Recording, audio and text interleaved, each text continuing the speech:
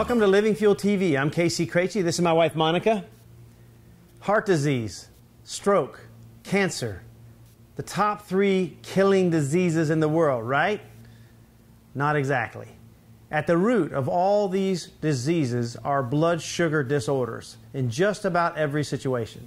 So when you talk about prediabetes, diabetes, type 1 diabetes, type 2 diabetes, even type 3 diabetes or metabolic syndrome, we are talking about the top killer on the planet today. So you're saying that diabetes is actually the top killer, not the others. When you consider that blood sugar disorders, when you think about what happens to a diabetes that's at the end stage, a diabetic who's at the end stage, you have blindness, you have small vessel disorders, you have amputations, and so on. All of the things that you see in these scenarios are what's supposed to be happening when someone is, say, 120 years old, but they're rocketed forward in the life.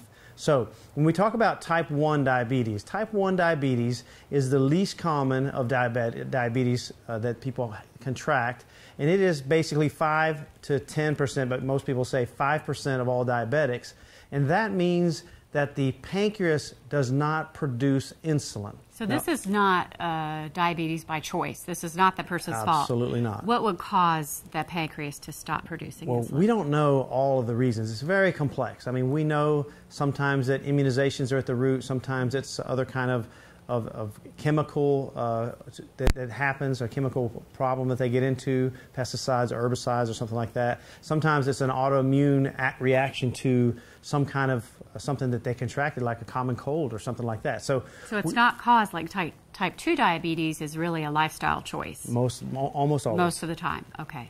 So type 1 diabetes is something we'll talk more about in a moment, but let's just make it clear. So type 2, as you were saying, type 2 diabetes means that the pancreas is producing insulin, but the cells are not listening, if you will, to the insulin.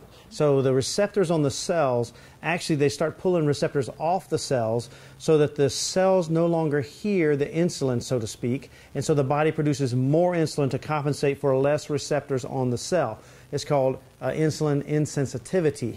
So that is a type 2 diabetes scenario. And why is that mostly diabetes 2 by choice? Because people, for one, eat the wrong things, grains and sugars and sweet drinks and unhealthy fats and so on. So how does that affect the cells? Well, what happens is that they cause a state of high blood sugar all the time. So we now know that if your blood sugar level is in the 70s, or actually in the 60s, between 60 and 70, that your chance of living longer is dramatically increased. So all-cause mortality goes up as blood sugar levels go up. So when you say, I have a resting blood sugar of 90, you're already going in the wrong direction. So the way that this happens is eating grains and sugars and juices and sweet drinks and Coca-Colas and or soft drinks and all the things that people do to themselves along with all these carbohydrates. We have a time that our blood sugar is raised all the time chronically, therefore our insulin is having to be produced all the time, therefore you have high insulin levels. So that can be reversed, as we've discussed in other shows, if you look at our shows on reversing diabetes. When we say reversing diabetes, we're almost always talking about type 2 diabetes or metabolic syndrome, not type 1 diabetes. Now, what am I talking about when I'm talking about type 3 diabetes? Now, there's 2 camps out there that are grabbing the title type 3 diabetes. There's no clinical diagnosis of type 3. It's just that a type 1 diabetic who does not manage what they eat and they give themselves a lot of insulin all the time essentially are creating an environment of type 2 diabetes, if that makes any sense. So if you have high insulin all the time, it's just the same as the person who eats grains and sugars and all these things all the time and maintains high insulin all the time. Eventually, you're going to wear the pancreas out as a type 2 diabetic. So if you eventually wear the pancreas out, you then have become a type 1 diabetic and a type 2 diabetic, often referred to as a type 3 diabetic. In the same way as a type 1 diabetic, if you eat like the people that we just described as a type 2 diabetic and you just offset it with insulin, it's really no different than the type 2 diabetic who has a lifestyle problem with food and chronic high insulin levels. So the trick, if you have no insulin in your pancreas being produced or not enough, and now you've now created an environment of insulin insensitivity. Now you're not producing it and you're not recognizing it. So we call that type 3 diabetes, and that is a very terrible thing.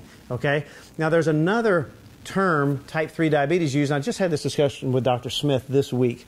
It was fascinating. He told me about a Harvard study where they talk about insulin degrading enzyme in the brain is used when there's too much insulin, and the brain uses this enzyme to break down the insulin. But when you have amyloids happening in the brain, if you have a low-grade infection of any kind, amyloids now are going and they're destroying the insulin, and they're not able to focus on the infection. So now you have a buildup in the brain. You don't want. They often call that brain diabetes. So with the type 1, the type 2, and the type 3, now metabolic syndrome is just all a confluence of different things going on, but always rooted in blood sugar issues. So you can do the same thing. What would be the best solution for a type 1 diabetic that their pancreas is not producing the insulin? Okay. What's the best solution for to that? create a natural environment as possible. If you can create an environment as if, hey, I had a high protein, high vegetable diet breakfast, and now I need some insulin. I don't need a cheesecake blast of insulin, but I need some insulin. Now, Casey, I think it's important to say, though, that type 1 diabetics are allowed to have a piece of cheesecake every now and then. You're not saying that they can't do that. I'm so glad you brought that up, because, you know, food is really one of the joys of life. And what we're talking about is the ideal scenario to optimize the human performance around this diabetes, or even if you're not diabetic. So if we're talking about creating an environment where you have a breakfast with a 6-hour spacing to lunch, with a 6-hour spacing to dinner, then that's a 3-meal-a-day cycle, or a 4-meal-a-day cycle with a 4 hours in between. See, the trick is you don't want to have endocrine disruption between meals. So learn to fuel yourself from the meal you're having till the next meal. That is one of the very important strategies to deal with this. So snacking throughout the day is not optimal, because you want to let your body rest. You want to let your organs rest, your digestive system. That causes a long-term chronic high blood sugar and insulin to snack all the time. So hopefully it was helpful to you. God bless you, and have a great day.